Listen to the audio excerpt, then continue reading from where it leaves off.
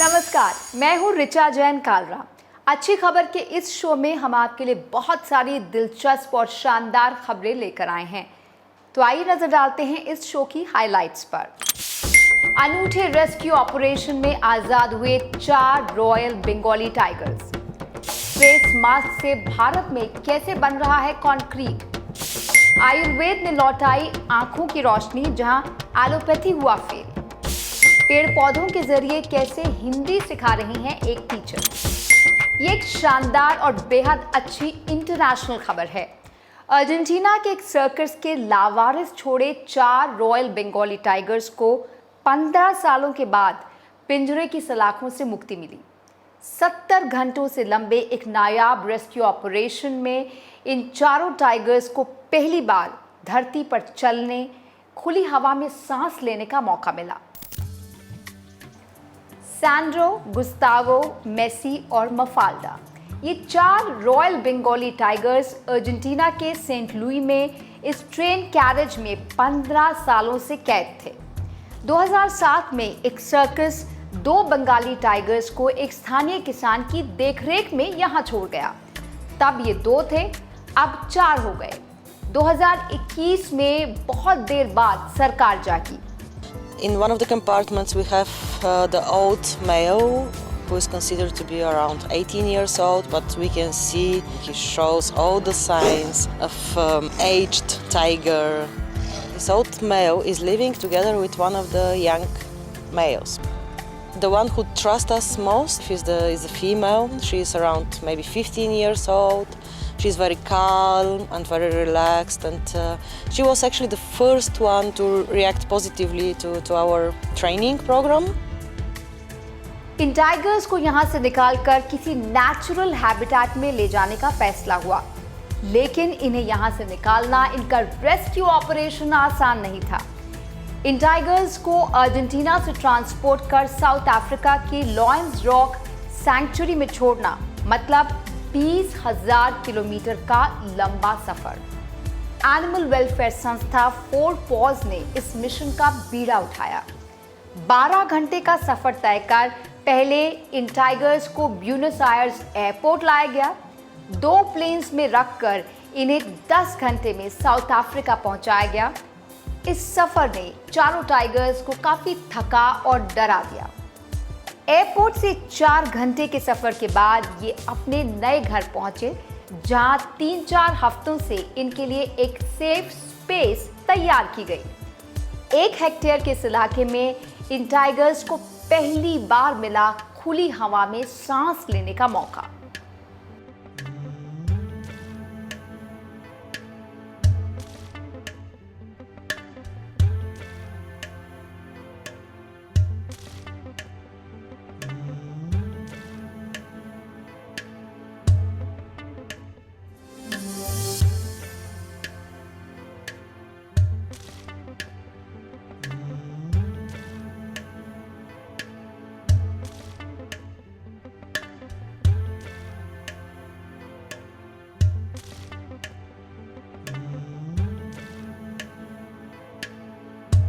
The mission is accomplished.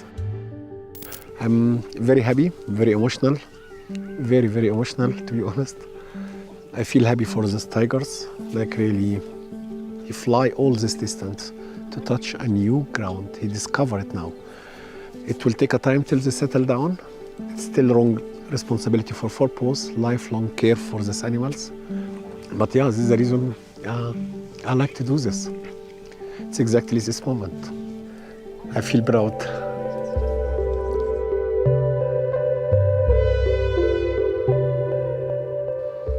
देखिए, बाहर निकलने में ये कितना हिचक रहे थे, लेकिन अब इनकी जिंदगी बदल गई है। इन्हें एक नई दुनिया मिल गई है।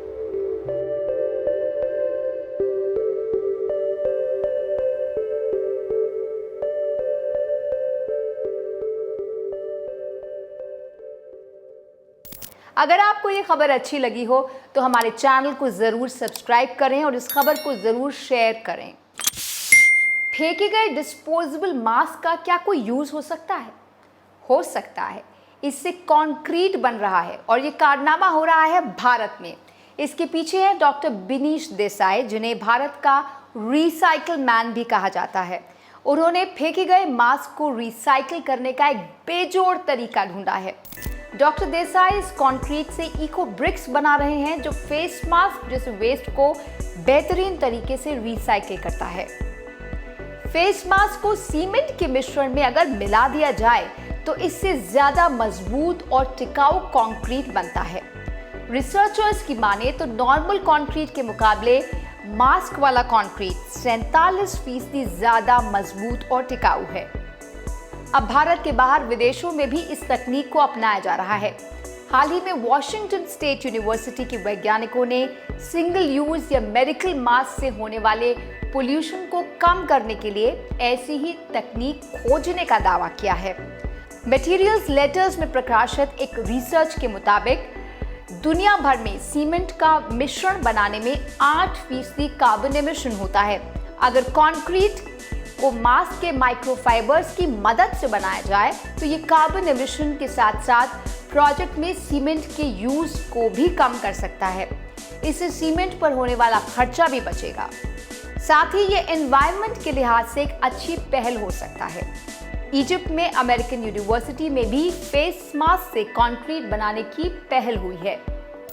अगर आपको ये खबर अच्छी लगे तो हमारे चैनल को जरूर सब्सक्राइब करें और इस खबर को शेयर और लाइक करना ना भूलें।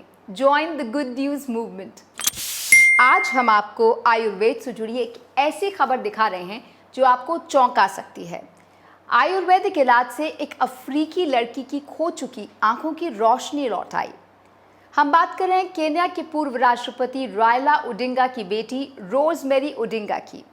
ब्रेन ट्यूमर सर्जरी के चलते 2017 में उनकी आंखों की रोशनी चली गई। साउथ अफ्रीका से लेकर जर्मनी, इजराइल और चीन तक में इलाज कराया, लेकिन कोई फायदा नहीं हुआ। थक हार कर भारत में आयुर्वेदिक इलाज के लिए आए।